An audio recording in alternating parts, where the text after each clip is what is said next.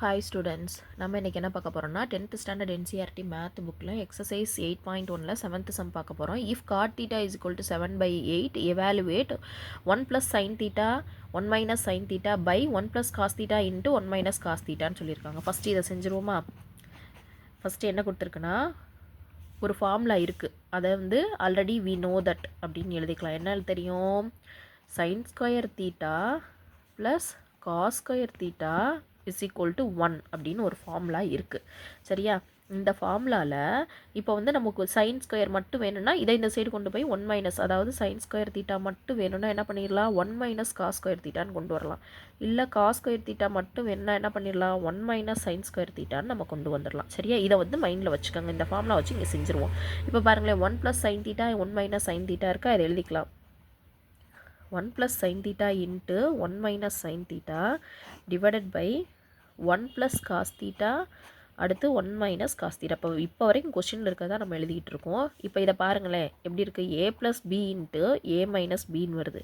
இதை ஏவாகவும் இதை பியாகவும் கன்சிடர் பண்ணால் a + b இன்ட்டு a - bக்கு என்ன ஃபார்முலா? a² - b². அப்போ இங்கேயும் a² - b² போட்டால் 1² - sin square theta divided by, இப்போ அதே மாதிரி இதை ஏவும் இதை பி, இதை ஏ இதை பின்னு கன்சிடர் பண்ணோன்னா 1² - cos ஸ்கொயர் தீட்டா. சரியா? அப்போ 1² - sin ஸ்கொயர் தீட்டாக்கு பதிலாக இங்கே என்ன எழுதிடலாம்? cos square theta. கரெக்டாக? இப்போ அதே மாதிரி 1² - cos ஸ்கொயர், 1² பண்ணாலும் சேம் வேல்யூ, பண்ணலைனாலும் சேம் வேல்யூ. அப்போ 1 - cos ஸ்கொயருக்கு பதிலாக இங்கே என்ன வேல்யூ எழுதிடலாம்? sin ஸ்கொயர் தீட்டா அப்படின்னு எழுதிடலாம். இப்போ cos ஸ்கொயர் இதை வந்து எப்படி எழுதலாம் பாருங்களேன், cos by sin into cos by sin. ஏன் 2 டைம்ஸ் எழுதியிருக்கேன்? இங்கே ஸ்கொயர் இருக்குது, அதனால 2 டைம்ஸ் எழுதிருக்கேன். cos பை சைனோட வேல்யூ என்னன்னு தெரியும் நமக்கு, ஆல்ரெடி தெரியும்ல. யாருக்கா ஞாபகம் இருக்கா? cos பை சைனோட வேல்யூ என்ன வேல்யூ? cot theta. அப்போ cot தீட்டா இன்ட்டு ஒரு cot தீட்டா, இதுக்கு ஒரு cot தீட்டா போட்டோம், இதுக்கு ஒரு cot தீட்டா போட்டோம். அப்போ என்ன வரும்? cot ஸ்கொயர் தீட்டான்னு வரும். cot ஸ்கொயர் தீட்டானா என்ன ஆன்சர் கிடைக்கும் பாருங்கள்.